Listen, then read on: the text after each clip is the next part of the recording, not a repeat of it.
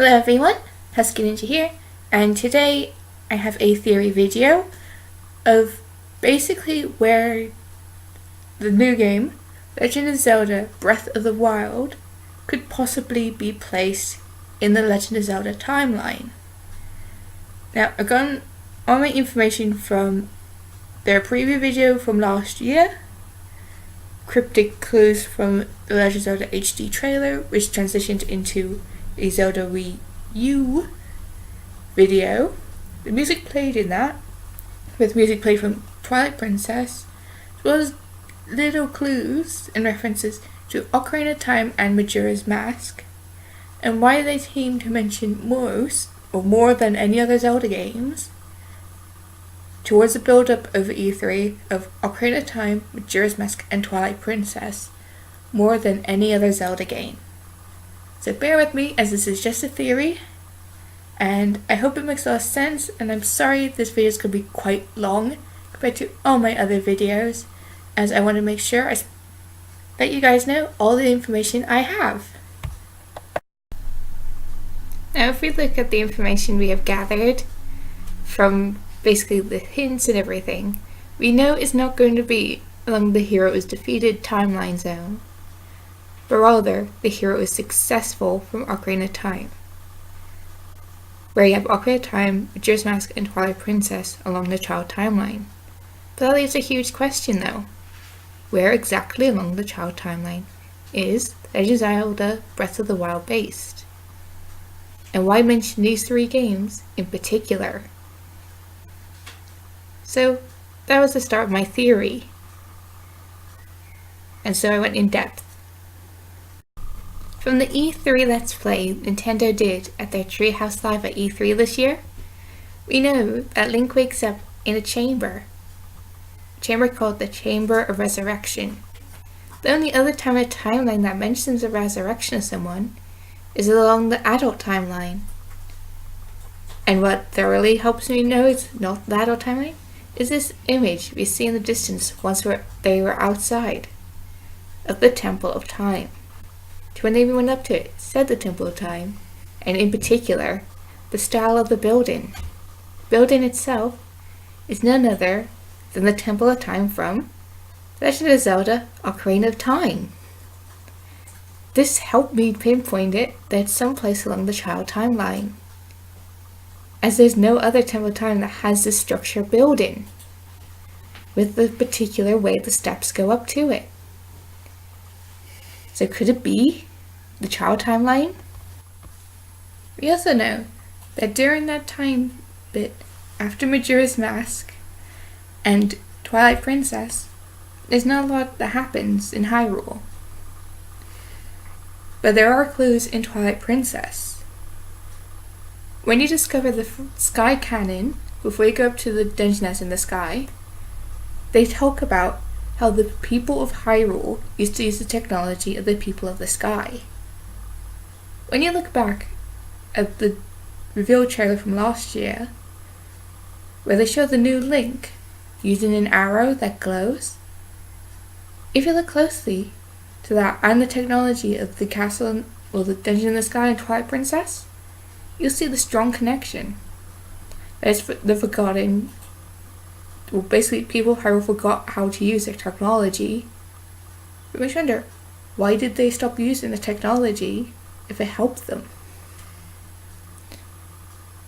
And so I looked at the Guardians that they show in both the trailer from last year and the E3 videos. And I'll show you what I found. One of the first clues I found from Twilight Princess was none other than with Midna. And more precisely, the head gear she's wearing looks awfully similar to that of the Guardians for Legend of Zelda Breath of the Wild, even though not exactly in shape, but it's really close to those heads. My other clue from Twilight Princess is with the hero Shade, and why his armor looks the way it does. To me it makes no sense that it's his own body, especially when you look closely around his wrist of the hand that's holding the sword. and all the growth that's growing on it. Wouldn't it be that of someone who is the hero of time and spirit? It makes no sense. Until you think about what he says to Link in Twilight Princess. Where he basically says, basically trains that Link, the finishing moves, and refers to that Link as son. And feeling down that he was unable to pass it on whilst he was still alive. It makes you wonder why that could be. Well, we know when you think about it, there's 1,000 years between Majora's Mask and Twilight Princess. But at the end of Majora's Mask, though, Link never returns to Hyrule. Thus, I believe he actually died. When you think about the themes of Majora's Mask being about death. So it makes sense that his soul would come back and just pick up armor that was available. And then, after 1,000 years, he then trained the hero of time from Twilight Princess.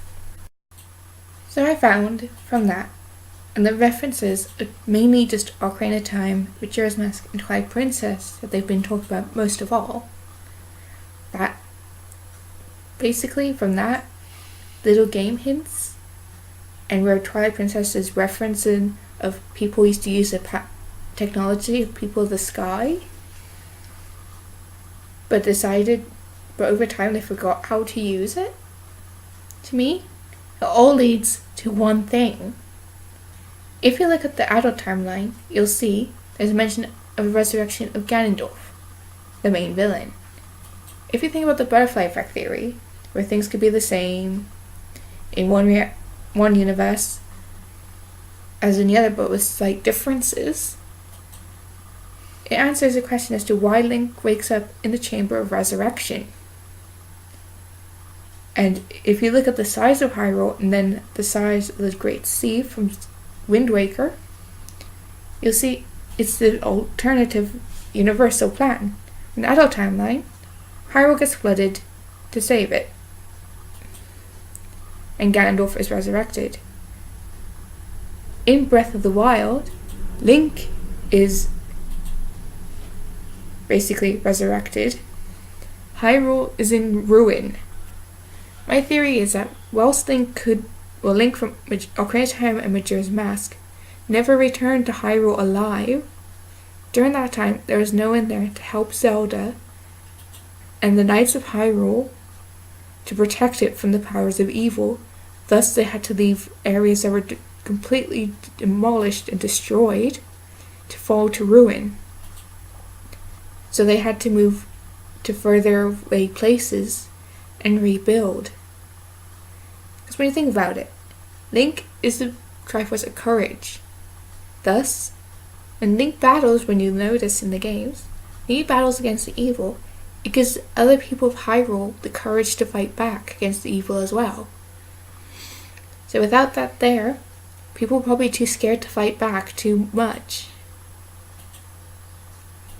And to me, it pinpoints exactly in the timeline that blank space in the child timeline era of the Legend of Zelda timeline. And I shall now show you the exact pinpoint point of the child timeline. I believe it is. Now please bear in mind, this is all just a theory and it hasn't been confirmed. When you look back at videos and other people's theories of how it could fit, it makes pretty much sense. When you think about all the clues and references that you see within Breath of the Wild. And so from all the information gathered, I can tell you that I believe Breath of the Wild is along the child era timeline between Majora's Mask and Twilight Princess, exactly here in the timeline. And it makes a lot of sense with the information. Thank you for watching my theory video on where I believe Legend of Zelda Breath of the Wild is located along the Zelda timeline, and particularly the child timeline. So this is HuskeyNinja signing off on my review on Legend of Zelda Breath of the Wild's theory on the Legend of Zelda timeline. but it's just a theory. So you're free to make up your own decisions, and always feel free to check out loads of Legend of Zelda videos about Breath of the Wild and references of the other games as well, and other people's theories on how they could connect. So this is HuskeyNinja signing off.